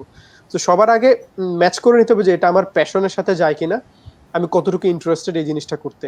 সো প্রথমত হচ্ছে একটা প্রবলেম ধরতে হবে, তারপর প্যাশনের সাথে ম্যাচ করতে হবে, তারপর শুরু করে দিতে হবে সোজা কথা। হ্যাঁ, শুরুতে আমাদের নলেজ কম থাকবে, আমাদের স্কিল সেট কম থাকবে, আমাদের কাছে টাকা পয়সা থাকবে না, আমাদের কাছে হচ্ছে আমাদের আমাদের হ্যাঁ মানে অনেক মানুষ আমাদের সাথে থাকবে না। তো সোজা কথা শুরু করে দিতে হবে, একা একা শুরু করে দিতে হবে। শুরু করলে দেখা যাবে যে ইউ উইল ফিগার আউট, আপনি নতুন করে শিখবেন, আপনি ফেল করবেন, আপনি এক্সপেরিয়েন্স গ্যাদার করবেন, আপনি এই জার্নিটাতে দেখা যাবে যে অনেকের সাথে মিট করবেন, অনেক কিছু করবেন। দ্বিতীয় কথা হচ্ছে শুরু করে দিতে হবে, দমে যাওয়া যাবে না, হাল ছেড়ে দেওয়া যাবে না। যদি আপনি বিলিভ করেন যে না এটা আপনি করবেন, আপনি পারবেন, then you have to do it, সোজা কথা। এর এর you have to do it, এর বিকল্প কিছু নাই। হ্যাঁ, তো আবার বিজনেস শুরু করার জন্য যে একেবারে আপনার কাছে কারি কারি টাকা লাগবে তাও না। আমরা দুজনেই এমটি হ্যান্ডে শুরু করেছি। হ্যাঁ, আজকে মাশাআল্লাহ আমার কোম্পানিরও দেখা যায় মোটামুটি মাল্টি মিলিয়ন ডলার ভ্যালুয়েশন। হ্যাঁ, আমাদের এখানে অনেক এমপ্লয়ি কাজ করছে, আমরা লক্ষ লক্ষ টাকার সেলস জেনারেট করছি। হ্যাঁ, তো এই জিনিসগুলো কিন্তু একদিনে হয়নি। শুরু থেকে আমরা খুব জিরো থেকে শুরু করেছি, এমটি হ্যান্ডে শুরু করেছি, আজকে মাশাআল্লাহ একটা জায়গায় এসেছি। হ্যাঁ, আপনি স্লোলি হলেও, আপনি ধীরে ধীরে হলেও আপনি একটা জায়গা যাবেন, যদি আপনার সেই ডিটারমিনেশনটা থাকে, যদি আপনি ঠিক সেই প্যাশনটা নিয়ে রাইট একটা প্রবলেম সলভ করতে গিয়ে কাজ করে যান, বাকি সবকিছু উইল ফলো ইউ। হ্যাঁ, টাকা পয়সা, ইনভেস্টর আসবে, কাস্টমারও আসবে, আপনার এমপ্লয়ি হায়ার করতে পারবেন। আপনি হয়তো অনেক চড়াই উতরাই পাড়ি দিবেন, কিন্তু ইনশাল্লাহ একদিন না একদিন আপনি সাকসেসফুল হবেন। হয়তো যেখানে অনেকের 5 বছর লাগে, আপনার হয়তো 10 বছর লাগবে, দ্যাটস ওকে। সো এই হচ্ছে আমার আমার পরামর্শ আর কি। ধন্যবাদ ভাইয়া এবং ধন্যবাদ আপু, আপনাদের এই পরামর্শগুলো সবার অনেক কাজে লাগবে আমরা জানি, আমাদের অডিয়েন্সদের। এবার চলে যাচ্ছি সুমাইয়া সাজিদা আপুর কাছে। এতক্ষণ হ্যান্ডি মামা এবং ঋতু নিয়ে অনেক গল্পই শুনলাম। ভাইয়া এবং আপুর কাছে, দুজনের কাছে কোয়েশ্চেন রাখবো যে আমাদের মতো যারা আন্ডার গ্রাজুয়েট স্টুডেন্ট আছে, তারা যদি কাজ করতে চায়, as a intern or part time job করতে চায়, হ্যান্ডি মামা এবং ঋতুতে কি ধরনের সুযোগ রয়েছে? প্রথমে ভাইয়া। আচ্ছা, আমি শুরুতে বলি এই মুহূর্তে আমরা আসলে আপনাদের কাছে যদি এরকম ইন্টারেস্টেড প্যাশনেট ইয়াং পিপল থেকে থাকে, যারা মাত্র গ্রাজুয়েশন কমপ্লিট করেছে বা শেষের দিকে আছে, একাডেমিক ইন্টার্নশিপের পার্ট আছে, আমরা আসলে হ্যান্ডি মামা আমরা শুরু থেকে গত 5-6 বছর আমি সবসময় খুব ইয়াং যারা ট্যালেন্ট আছে তাদেরকে ফ্রেন্ড খুব ফ্রেন্ডলি। আমি বিলিভ করি যে ইয়াং স্টারদেরকে যদি সুযোগ দেওয়া হয়, তারা ইনশাল্লাহ একদিন না একদিন কিছু একটা করতে পারবে। সো শুরু থেকে, ইভেন আমার হ্যান্ডি মামার আগেও আমার যে কোম্পানিটা ছিল, আমি সেখানেও অ্যাজ এন এমপ্লয়ার আমি সবসময় ইয়াং যারা ফ্রেশ গ্রাজুয়েট তাদেরকে প্রেফার করতাম। কারণ আমরা জানি তাদেরকে যদি আমরা সুযোগ না দিই তারা কোথায় যাবে, তাদেরকে একটা প্ল্যাটফর্ম দিতে হবে, সুযোগ দিতে হবে। সো সেই ধারাবাহিকতায় গত প্রায় 8 থেকে 9 বছরে আমি অসংখ্য ইয়াং ফ্রেশ গ্রাজুয়েটদেরকে সুযোগ দিয়েছি, যারা সরাসরি আমার সাথে কাজ শুরু করেছে, এন্ড তারা আজকে অনেকেই এর মধ্যে অনেক ভালো ভালো জায়গায় আছে ক্যারিয়ারের। সো এরই ধারাবাহিকতা আমার এখানে অলরেডি আমাদের অর্গানাইজেশনে একাধিক ইন্টার্ন কাজ করছে। গত 6 বছর ধরে অনেকে ইন্টার্নশিপ কমপ্লিট করেছে আমাদের এখানে, ফুল টাইম জব করে আজকে সিনিয়র রোলে আছে, বা অনেকে অন্য জায়গায় চলে গেছে, ভালো করছে। সো আমি এটা বিলিভ করি, যারা ইয়াং গ্রাজুয়েট, আমি বিলিভ করি তারা সবার আগে গ্রাজুয়েশন শেষ করার সাথে সাথে, ইভেন শেষ করার আগেও তাদের উচিত হচ্ছে ইভেন ইট ফর ফ্রি যে কোনো ভালো একটা অর্গানাইজেশনে শুরু করে দেয়া। সেখানে শুরু করার আগে একটা জিনিস মাথায় রাখতে হবে যে আমি আমার ক্যারিয়ার কোথায় করতে চাই। কেউ যদি মার্কেটিং নিয়ে পেশা করতে চায়, তারা মার্কেটিং ইন্টার্ন করতে পারে। কেউ যদি বিজনেস ডেভেলপমেন্ট নিয়ে করতে চায়, তারা বিজনেস ডেভেলপমেন্ট ইন্টার্নশিপ করতে পারে। কেউ যদি অন্য কোনো টেকনিক্যাল জায়গায় ক্যারিয়ার করতে চায়, যার যার ইন্টারেস্ট অনুযায়ী সেখানে ইন্টার্নশিপ করা উচিত। আমি আপনাদেরকে একটা গ্যারান্টি দিয়ে বলতে পারি, সে কথার কথা, আপনি যদি ধরেন আপনি পাঠাওতে ইন্টার্নশিপ করতে চান বা হ্যান্ডি মামাতে ইন্টার্নশিপ করতে চান, কিন্তু এই মুহূর্তে তারা ইন্টার্ন নিচ্ছে না। আপনি যদি প্রপার প্যাশন থাকে, আপনি যদি শিওর থাকেন যে না আমি ওই কোম্পানিটাতে ইন্টার্নশিপ করতে চাই, আই এম প্যাশনেট, আমি ডিটারমাইন্ড, আমি গ্যারান্টি দিয়ে বলতে পারি, আপনি যদি ওদেরকে রিচ আউট করেন যে আমি আপনাদের এই ডিপার্টমেন্টে ইন্টার্নশিপ করতে চাই আগামী 6 মাস, আমাকে আপনারা পারিশ্রমিক দিতে হবে না, আমি যা শিখতে চাই আপনাদের এখানে ভ্যালু অ্যাড করতে চাই, আমি গ্যারান্টি দিয়ে বলতে পারি আপনি 80% ক্ষেত্রে আপনি সাকসেসফুল হবেন। সবাই আপনাকে অ্যাকসেপ্ট করবে, খুব পজিটিভলি অ্যাকসেপ্ট করবে। আমরা যারা এমপ্লয়ার, আমরা এই ধরনের পজিটিভ অ্যাটিটিউড খুঁজি, পজিটিভ মাইন্ডসেট খুঁজি। তো এত কথা বলার মূল উদ্দেশ্য হচ্ছে আমরা কারেন্টলি আগামী এই এক এক সপ্তাহের মধ্যেই, আগামী 10 দিনের মধ্যে আমরা কমপক্ষে 4 জন ইন্টার্ন নিব। 4 জন ইন্টার্ন, তারা হচ্ছে বিজনেস ডেভেলপমেন্ট, তারপর হচ্ছে অপারেশনস, কাস্টমার সাপোর্ট, সেলস, এই ধরনের কাজগুলোতে, মার্কেটিং, এই ধরনের ডিজিটাল মার্কেটিং, এই ধরনের কাজে আমরা সুযোগ দিব ফ্রেশ 3 থেকে 4 জনকে। এবং কি যারা 4 থেকে 6 মাসের ইন্টার্নশিপ করবে, সেটা পেইড ইন্টার্নশিপ অবশ্যই, যেহেতু একটা ইন্টার্নশিপ করতে গেলে তার একটা এক্সপেন্সেস আছে, ট্রান্সপোর্ট অ্যালাউয়েন্স, ফুড অ্যালাউয়েন্স, বা একটা হাত খরচের বিষয় আছে, যেহেতু তারা স্টুডেন্ট এখনো। তো সেই পেমেন্টটা একটা ছোট্ট একটা সম্মানই দেওয়া হবে। পাশাপাশি তাদেরকে যথেষ্ট সুযোগ দেওয়া হবে কাজ শেখার এবং কি ভ্যালু অ্যাড করার। এবং কি 6 মাস পরে সে যদি খুবই ভালো করতে পারে, তা 6 মাস পরে আমরা অবশ্যই তাকে গ্যারান্টিড তাকে জব প্লেসমেন্ট আমরা দিতে পারবো। সো আমি আসলে আমি কারেন্টলি, আমাদের হাতে অনেকগুলো প্রসপেক্ট আছে। আপনাদের এই YSS এর মাধ্যমে আমি, যারা এখানকার অডিয়েন্স আছে বা যারা কারো যদি ইন্টারেস্টেড থাকে যে ইন্টার্নশিপ করতে, আপনাদের মাধ্যমে আমি সেই ইনভাইটেশন দিচ্ছি। কারো যদি ইন্টারেস্টেড থাকেন, মেল ফিমেল কোনো প্রবলেম নেই, ফিমেল হলে আরো বেটার। আমরা আপনাদেরকে প্রেফারেন্স দিব, আমাদের টিমে আরো ফিমেল কলিগ আছে। তো কেউ যদি ইন্টারেস্টেড থাকে তাহলে সরাসরি আমাকে রিচ আউট করতে পারে, বা আপনাদের মাধ্যমেও আমাদেরকে রিচ আউট করতে পারে। আমরা হচ্ছে আগামী 1 সপ্তাহ থেকে 10 দিনের মধ্যেই আমরা ফাইনাল করে ফেলবো। হ্যাঁ, সো এর বাহিরেও, এর পরেও যদি কেউ করতে চায়, আমরা সবসময় we are open, very open, young যারা, তাদেরকে সুযোগ দিতে। ধন্যবাদ। খুবই চমৎকার ভাইয়া। এরপর আপুর কাছে শুনতে চাই ঋতুনি। আচ্ছা, আপনাদের প্রশ্নটা যখন শুনলাম তখন আসলে আমি মনে মনে হাসলাম যে আজকে সন্ধ্যায় আমার আর পড়ানোর আলোচনা হচ্ছিল যে পড়ানোর অফিস ইন্টারভিউ। সো এটা খুব একটা বেস্ট ফিট একটা প্রশ্ন ছিল। আর ঋতুতে আমাদের ইন্টার্নশিপের অপশনস অবশ্যই আছে, এখনো আছে। আমাদের এখানে ইন্টার্নশিপ, রেগুলার ইন্টার্নশিপের ইয়ারটা যে মানে স্পেসটা, ওটা সবসময় ওপেন থাকে। অনেকে আছে যে ইন্টার্নশিপ মানে বিদেশে পড়তে যাবে, এই জন্য তাদের একটা সোশ্যাল ওয়ার্ক এক্সপিরিয়েন্স লাগবে, বা তারা এই ধরনের কাজে প্যাশনেট, তখন তারা আমাদের কাছে কাজ করতে আসে। এবং অনেকে আছে যে আমাদের সার্টিফিকেট নিয়ে তারা বিদেশে যখন অ্যাপ্লিকেশন করে বা ইউনিভার্সিটিতে যখন ভর্তি হতে যায়, তখন আমাদের সার্টিফিকেটটা শো করে।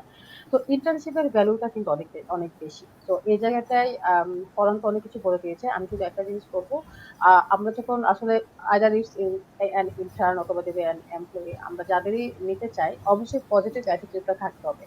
আর যেহেতু ইন্টার্নশিপের জায়গাটা এখানে মানে মোস্টলি ফোকাস দিতে হবে যে আমি কতটুকু নিতে পারবো, নট যে আমাকে কত টাকা দিবে, আমাকে কি সুবিধা দিবে।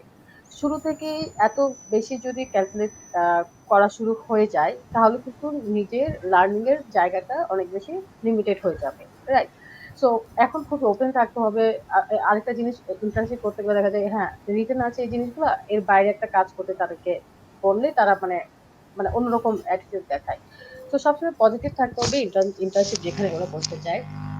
আর ঋতুতে আমরা এখন ইন্টার্নশিপ যেহেতু অনলাইন বেসড অ্যাক্টিভিটি মোস্টলি, তারপর আমাদের যে ব্লগ আছে, ব্লগ রাইটার আমরা খুঁজছি যারা হেলথ নিয়ে লিখবে, যারা পিরিয়ড পিউবার্টি বা রিপ্রোডাক্টিভ হেলথ নিয়ে বিভিন্ন ব্লগ লিখবে, সেটা আমাদের ওপেন আছে।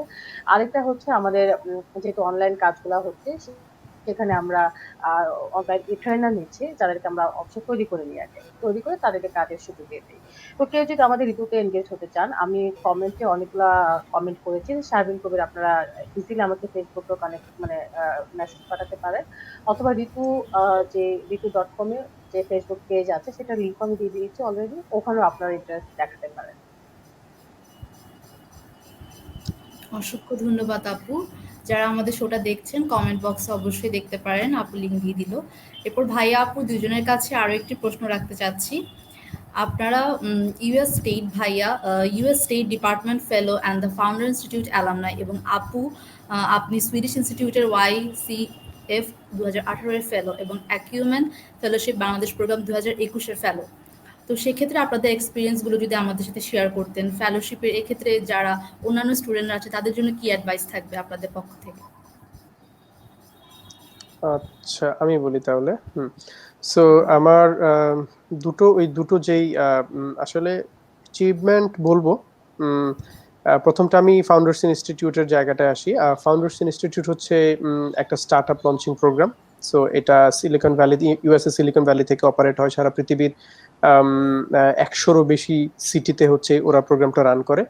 সো এই প্রোগ্রামটা হচ্ছে মেন্টরশিপ ড্রিভেন একটা প্রোগ্রাম, যেখান থেকে একজন মানুষ একটা সিম্পল আইডিয়া নিয়ে যায় এবং সেখান থেকে সেই আইডিয়া থেকে একটা বিজনেস বিল্ড করে। সো এটা একটা স্টার্ট আপ ইনকিউবেটরের মতো। তো 2015 সালে তারা বাংলাদেশে আসে এবং কি ফার্স্ট ব্যাচে আমি ওই প্রোগ্রামটার একজন অ্যালামনাই হিসেবে আছি। সো এটা একটা একজন এন্টারপ্রেনারের জন্য খুব দুর্দান্ত একটা প্রোগ্রাম। আমাদের বাংলাদেশে এখনো সেই প্রোগ্রামটা চলছে, কিছুদিন আগেই একটা ব্যাচ গ্রাজুয়েট করলো। সো যারা কোনো বিজনেস স্টার্ট করতে চায়, কোনো আইডিয়া নিয়ে কাজ করতে চায়, তারা ফাউন্ডার্স ইনস্টিটিউটে জয়েন করতে পারে। ফাউন্ডার্স ইনস্টিটিউট বাংলাদেশ লিখে সার্চ করলে ফেসবুকে অনেক কমিউনিটি পাওয়া যাবে, বা অথবা যদি কারো যদি কোনো হেল্প লাগে আমিও সেখানে হেল্প করতে পারি। সো ফাউন্ডার্স ইনস্টিটিউটটা হচ্ছে একজন সিম্পল একজন একটা আইডিয়া নিয়ে কিভাবে আপনি একটা স্টার্ট আপ বিল্ড করবেন, একটা কোম্পানি বিল্ড করবেন, সেটার প্রাইমারি যে গাইডগুলো, সেই গাইডলাইনগুলো ট্রেনিং এর মাধ্যমে বা মেন্টরশিপের মাধ্যমে দেওয়া হয়। সেটা হচ্ছে ফাউন্ডার্স ইনস্টিটিউট। আর দ্বিতীয়টা হচ্ছে আমার ইউএস স্টেট ডিপার্টমেন্ট। আসলে এটা একটা ফেলোশিপ 2017 সালে ইউএস স্টেট ডিপার্টমেন্টের এন্টারপ্রেনিউর এক্সচেঞ্জ প্রোগ্রাম এর কি বলে একজন ফেলো হয়ে আমি ইউএসএ যাই। 45 ডেজের একটা ট্রিপ ছিল এটা, ইউএস স্টেট ডিপার্টমেন্ট ফান্ডেড। তো সেই প্রোগ্রামের আসলে এটা ছিল আসলে এন্টারপ্রেনিউর এক্সচেঞ্জ প্রোগ্রাম, মানে বাংলাদেশ থেকে সিলেক্টেড কিছু এন্টারপ্রেনিউর বা চেঞ্জ মেকার তারা ইউএসএ তে যাবে, ইউএস থেকে সেম এরকম কিছু এন্টারপ্রেনিউর বাংলাদেশে আসবে। সো আমাদের 2017 সালের আমরাই ছিলাম আমাদের ওই প্রোগ্রামটার লাস্ট ব্যাচ। এর আগে ইউএস থেকে অনেকেই বাংলাদেশে এসছে, বাংলাদেশ থেকে ওই ইউএসএ অনেকেই গিয়েছে। সো আমাদের সময়টায় আর ইউএস থেকে কেউ আসেনি, তখন কিছু রাজনৈতিক সিচুয়েশন একটু খারাপ ছিল, তখন এই জন্য আসেনি। সো আমাদের প্রোগ্রামটা ছিল আমরা হচ্ছে ইউনিভার্সিটি অফ ওকলাহোমা, ওখানে আমরা 30 ডেজ ছিলাম। আমরা বাংলাদেশি 3 জন উদ্যোক্তা, তারপর হচ্ছে পাকিস্তান, ইন্ডিয়া, মিয়ানমার, টোটাল এরকম 3টা বা 4টা দেশের টোটাল 11 জন উদ্যোক্তা, সোশ্যাল চেঞ্জ মেকার বা আরো কয়েকজন বিভিন্ন পেশার উদ্যোক্তাদেরকে তারা হচ্ছে সিলেক্ট করে ইউএসএ তে আর কি আমরা এই প্রোগ্রামটা পার্ট হিসেবে গিয়েছিলাম। তো সেই পার্ট হিসেবে আমি ইউএসএ ওই ইউনিভার্সিটিতে আমরা থেকেছি, ওদের সাথে কাজ করেছি, ওখানকার লোকাল বিজনেসদের সাথে কাজ করেছি। আমি একটা ইউএস এর একটা কোম্পানিতে আমি প্রায় 10 দিনের মতো 15 দিনের মতো হচ্ছে কাইন্ড অফ একটা ইন্টার্নশিপের মতো ওখানে সিইও টপ লেভেল ম্যানেজমেন্টের সাথে কাজ করেছি 2 সপ্তাহ। তো তারপর ওভারঅল ওই প্রোগ্রামটার উদ্দেশ্য ছিল যে বাংলাদেশি উদ্যোক্তাদেরকে আমেরিকান বিজনেসের সাথে পরিচয় করে দেয়া এবং কি আমেরিকান উদ্যোক্তাদেরকে বাংলাদেশের বিজনেসের সাথে পরিচয় করে দেয়া। সো ওটা ছিল ওই প্রোগ্রামটার মূল উদ্দেশ্য। তো কেউ যদি ওই ধরনের প্রোগ্রামের সুযোগ পেতে চায় তাহলে তারা আমার মনে হয় আমেরিকান সেন্টারের যেই অফিসিয়াল যে পেজ বা গ্রুপ আছে ওগুলোতে চোখ রাখতে পারেন। আর এই তো অপরচুনিটি চারদিকে আছে, দেখা যাবে যে আপনি জাস্ট রাইট জায়গাটায় চোখ রাখলেই হবে আর কি। জি ভাইয়া, অসংখ্য ধন্যবাদ। আচ্ছা, আমি একটু উইদাউট ভিডিও যাচ্ছি। তো যে প্রশ্নটা ছিল যে এই ফেলোশিপটা কিভাবে আসলে আমাদের লাইফে কন্ট্রিবিউট করছে। তো প্রথমে আমি বলবো এক একটা ফেলোশিপ এক একটা লাইফ চেঞ্জিং প্রোগ্রাম। আর যদি এটা ইন্টারন্যাশনাল হয় তাহলে তো আরো বেশি ভালো, কারণ ওইখানে আপনি শুধুমাত্র নলেজ পাবেন সেটা না, এর পাশাপাশি আপনি কালচারাল এক্সচেঞ্জ করতে পারবেন, নিজেকে আরো ঝালাই করতে পারবেন। সো আমার জন্য যেই সুইডিশ ইনস্টিটিউটের যে প্রোগ্রামটা ছিল ওটা হচ্ছে সুইডেন গভর্নমেন্টের ফান্ডেড প্রোগ্রাম। সো ওটার প্রোগ্রাম 2টা কান্ট্রিতে হয়েছে, মানে 2টা মডিউল ছিল, একটা সুইডেনে একটা হচ্ছে শ্রীলঙ্কায়। আর ওখানে পার্টিসিপেন্টস হিসেবে ছিল সাউথ এশিয়ান থেকে 29 জন young man and women. So আমাদের ওখানে লিডারশিপ বেসিক্যালি ফোকাসটা ছিল লিডারশিপের উপর ফোকাস করা, কিভাবে লিডারশিপের জায়গাটাই আমরা আরো ভালো করতে পারি। সেখানে তো ডেফিনেটলি ওরা কিছু টুলস, টেকনিক, স্ট্র্যাটেজিস ওগুলো শিখিয়ে দিয়েছে। কিন্তু এর পাশাপাশিও আপনি ওই যে বিভিন্ন দেশের মানুষদের সাথে মানে মেশার যে সুযোগটা পেয়েছেন, তাদের অপিনিয়ন জানার বা তাদের কাজের জায়গাটা জানার যে সুযোগটা হয়েছে, সেটা কিন্তু অ্যাজ এন ইন্ডিভিজুয়াল আরো বেশি আমাকে মোটিভেট করেছে যে আমাকে আরো বেশি দূর যেতে হবে। এবং এপ্লাই করেছে মানে মোর দেন 1000, সেখান থেকে মাত্র 29 জনের মধ্যে I was one of them. So এটা ডেফিনেটলি অনেক বেশি প্রেস্টিজিয়াস ছিল আমার জন্য। আর অ্যাকিউমেনের যেই ফেলোশিপ প্রোগ্রামটা এখন চলছে সেটা আসলে শেষ হয়নি, সেটা অগাস্টের দিকে শেষ হওয়ার কথা। তো এখনো আমরা এই প্রোগ্রামে আছি। তো এই প্রোগ্রামটা পুরোপুরি আমি বলবো একটা life changing program for me. মানে এখন পর্যন্ত যেগুলোতে যতগুলো সেশন হয়েছে, এটা এমনভাবে ডিজাইন করা মানে অ্যাজ এন ইন্ডিভিজুয়াল পুরো হোলিস্টিক ওয়েতে আমাকে আমাকে আরো ইমপ্রুভ ভার্সনে যাওয়ার জন্য আমাকে হেল্প করছে, ড্রাইভ করছে। সো যারা ইয়াং যদি এই ধরনের অপরচুনিটিস কিন্তু অনেক বেশি, মানে এখন বিশেষ করে যারা আন্ডার 30 তাদের জন্য অপরচুনিটিস কিন্তু অনেক বেশি high to attend any program. তো আপনারা এই পেজেস গুলো পড়ান তো কিছু বলে দিয়েছে। আর সুইডিশ ইনস্টিটিউটের ওরা বছরে সারা মানে প্রতি বছর একবার করে ফেলোশিপ ওরা অফার করে। তাছাড়া বিভিন্ন গভর্নমেন্ট বিভিন্ন অর্গানাইজেশন ন্যাশনাল ইন্টারন্যাশনাল ওরা কিন্তু এই ধরনের ফেলোশিপ প্রোগ্রাম বা কনফারেন্স অ্যাটেন্ড করার জন্য স্কলারশিপ দেয়। তো আমি বলবো যারা ইন্টারেস্টেড তারা চোখখান খোলা রাখতে পারেন। আমি একটা জায়গায় একটা জিনিস বলি, ইউথ অপরচুনিটিস নামে একটা ফেসবুক পেজ আছে যেটা আসলে আমাকে অনেক হেল্প করেছে ইনফরমেশন পাওয়ার জন্য। তো এটা আমি ওদের একটু প্রমোট করে দিলাম। তো ইউথ অপরচুনিটিস ওই পেজটা আপনারা ফলো করতে পারেন। ওইখানে অনেক অপরচুনিটিস এর নিউজ, কনফারেন্স, স্কলারশিপ এই সবগুলো ইনফরমেশন গুলো ওই পেজে একটা পেজে পাওয়া যায়। তো এই তো। খুবই চমৎকার আপু, আপনাদের জন্য শুভকামনা থাকলো। আজকের সেশন আসার জন্য, এত সুন্দর একটা শো আমাদের উপহার দেওয়ার জন্য শাহপরান ভাইয়া এবং শারমিন কবির আপুকে অসংখ্য ধন্যবাদ। এছাড়াও আমি ধন্যবাদ জানাচ্ছি আমাদের অনুষ্ঠানটির পার্টনারদেরকে, ন্যাক Nation, Jagoron 71, E business and entrepreneurship club JU, Green University textile club এবং উদ্যোক্তা হাট। এবং ধন্যবাদ ধন্যবাদ জানাচ্ছি আপনাকে। আমাদের দর্শকদেরকে যারা এতক্ষণ আমাদের সাথে আছেন। ধন্যবাদ। ধন্যবাদ আপনাদেরকে ধন্যবাদ ওয়াইএস আপনাদেরকেও ওয়াইএসএস থেকে ইনভাইটেশন করার জন্য। ইয়াংদের সাথে কথা বলতে পেরে, আমরা নিজেরাও ইয়াং কিন্তু তুলনামূলকভাবে আপনারা বেশি ইয়াং। তো আপনাদের সাথে কথা বলতে পেরে, কনভারসেশন করতে পেরে খুবই ভালো লাগছে।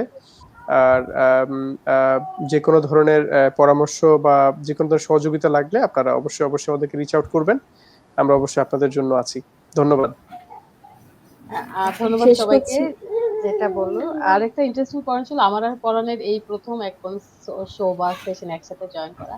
সো মানে we both of us were very মানে ইন্টারেস্টেড টু সি এটা আসলে কেমন যায়। So thank you again for inviting both of us. জি, আমরাও এর অংশ হতে পেরে থ্যাংক ইউ। এভাবেই শেষ করছি আমাদের এই অনুষ্ঠান। ধন্যবাদ সবাইকে।